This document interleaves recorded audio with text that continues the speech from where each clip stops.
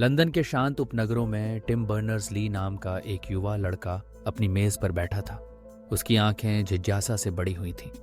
किताबों, पुराने रेडियो और सर्किट बोर्डों से घिरा हुआ टिम की दुनिया अनंत संभावनाओं से भरी थी। उसके माता पिता, जो दोनों गणितज्ञ थे, ने खोज खबर करने के लिए प्रोत्साहित किया और टिम का मन जल्द ही विचारों का खेल का मैदान बन गया। लेकिन इतनी प्रतिभाशाली प्रतिभा के लिए भी महानता का रास्ता बिल्कुल आसान नहीं था। जैसे जैसे टिम बड़ा हुआ, उसकी महत्वाकांक्षाएं भी बढ़ी। उसने ऑक्सफोर्ड विश्वविद्यालय में पढ़ाई की, जहां उसने भौतिकी का अध्ययन किया। फिर भी यहां भी उसे अपनी पहली बड़ी असफलता का सामना करना पड़ा।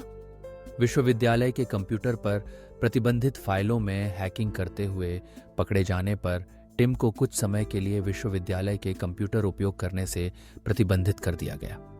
उसकी मंशा केवल जिज्ञासा थी, यह जानने की इच्छा कि चीजें कैसे काम करती हैं। फिर भी इसके परिणाम गंभीर थे। इस घटना ने टिम को अलग थलग महसूस कराया।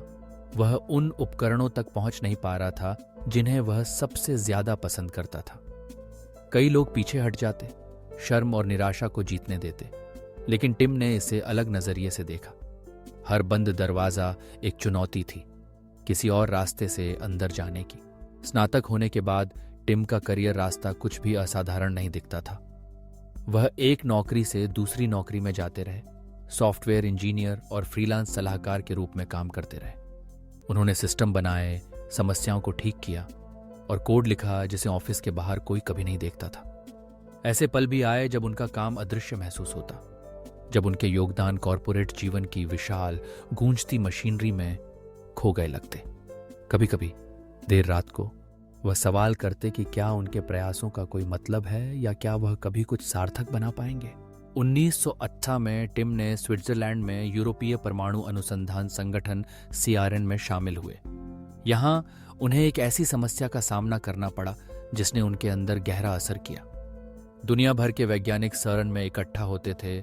हर कोई अपने कंप्यूटर, अपने प्रोग्राम और अपने असंगत डेटा फॉर्मेट लेकर आता था। जानकारी साझा करना असुविधाजनक, अप्रभावी और कभी कभी असंभव होता था। टिम ने देखा कि प्रतिभाशाली दिमाग अपने शोध का ट्रैक रखने के लिए संघर्ष कर रहे थे और खोज के बजाय प्रशासन में कीमती समय बर्बाद कर रहे थे। इस अलग अलग सिस्टमों के इस अव्यवस्था से प्रेरित होकर टिम ने एक समाधान प्रस्तावित किया, जानकारी साझा करने के लिए एक सार्वभौमिक प्रणाली। उसने इसे एनक्वायर कहा, एक सरल प्रोग्राम जो विभिन्न जानकारी के टुकड़ों को लिंक के माध्यम से जोड़ता था। लेकिन उसकी सोच ने शायद ही कोई हलचल मचाई। CERN में अधिकांश लोग बहुत व्यस्त थे और टिम का प्रस्ताव अनदेखा हो गया। वर्षों तक उसने देखा कि वही समस्याएं बनी रहीं और सोचता रहा कि क्या उसकी दृष्टि को कभी उसका सही मौका मिलेगा। फिर भी टिम ने हार नहीं मानी। उन्होंने एक निजी कंपनी में दूसरी नौकरी ली, अन्य परियोजनाओं पर काम किया और अपने विचार को अपने मन के पीछे धीरे धीरे पकने दिया। इसी अवधि के दौरान उन्होंने अपनी सबसे गहरी शंकाओं का सामना किया। हर गुजरता साल इस धारणा को मजबूत करता गया कि उनके विचार अपने समय से बहुत आगे थे, व्यावहारिक दिमागों के लिए बहुत अमूर्त थे। टिम की पेशेवर उपलब्धियां उस समस्या की विशालता के मुकाबले छोटी लगती थीं जिसे वे हल करना चाहते थे। लेकिन दुनिया हमेशा वापस लौटती है। 1984 में टिम CERN लौट आया। संगठन बढ़ चुका था और अराजकता भी। अब पहले से कहीं ज्यादा शोधकर्ताओं को जानकारी साझा करने का एक बेहतर तरीका चाहिए था। टिम ने अपनी मौका देखा। वह अपनी शामें और सप्ताहांत थकावट के बिना काम करते हुए बिताने लगा, अपने पहले के विचारों को परिष्कृत करता रहा। उसने हाइपरटेक्स्ट, नेटवर्किंग और दस्तावेज साझा करने के विचारों को मिलाया। धीरे धीरे कुछ क्रांतिकारी की नींव रखी। फिर भी हर जगह विरोध था। प्रबंधकों ने उसके प्रस्ताव की व्यावहारिकता पर सवाल उठाए। सहकर्मियों ने इस विचार को खारिज कर दिया, यह सुझाव देते हुए कि मौजूदा सिस्टम पर्याप्त है। फंडिंग कम थी और समर्थन उससे भी कम। लेकिन टिम ने हार नहीं मानी। उसने खुद पहला वेब ब्राउज़र और सर्वर लिखा। वे उपकरण बनाए जो उसके विचार को साबित करने के लिए आवश्यक थे।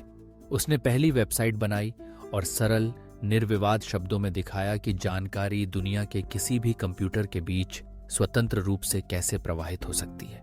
यह तुरंत सफलता नहीं थी। कुछ समय तक केवल कुछ ही उपयोगकर्ताओं ने वर्ल्ड वाइड वेब का अन्वेषण किया। टिम का काम अधिकांशतः अदृश्य था, तकनीकी प्रगति की विशाल आवाज में एक कमजोर संकेत की तरह। लेकिन उन्होंने हार नहीं मानी, अपनी खोज को खुला और मुफ्त बना दिया ताकि कोई भी इसका उपयोग कर सके। उन्हें पता था कि वेब को सफल होने के लिए किसी एक व्यक्ति या कंपनी की संपत्ति नहीं होना चाहिए, यह दुनिया के लिए एक उपहार होना चाहिए। धीरे धीरे वेब लोकप्रिय होने लगा। सर्न के वैज्ञानिकों ने इसका उपयोग करना शुरू किया, फिर विश्वविद्यालयों ने, फिर कंपनियों ने और फिर आम लोगों ने। नेटवर्क बढ़ा और इसके साथ ही टिम का दुनिया पर प्रभाव भी बढ़ा।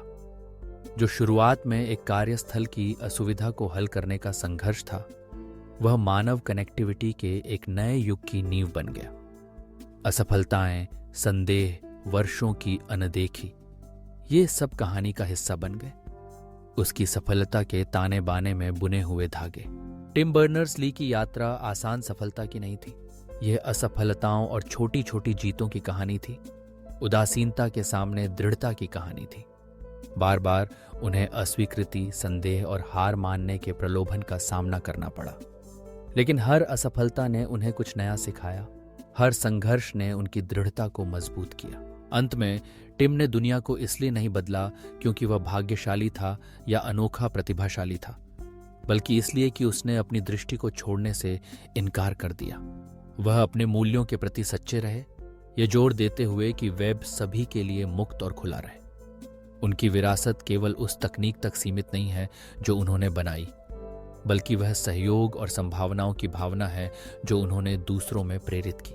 टिम बर्नर्स-ली की कहानी की नैतिक शिक्षा सरल लेकिन गहरी है। सफलता हमेशा प्रतिभा के चमकने या मान्यता के क्षणों के बारे में नहीं होती, यह दृढ़ता के बारे में है। जब दुनिया उदासीन या यहाँ तक कि शत्रुतापूर्ण लगती है, तब भी अपने सपनों को थामे रखने के बारे में है। असफलता अंत नहीं है, बल्कि महानता की राह पर एक आवश्यक कदम है।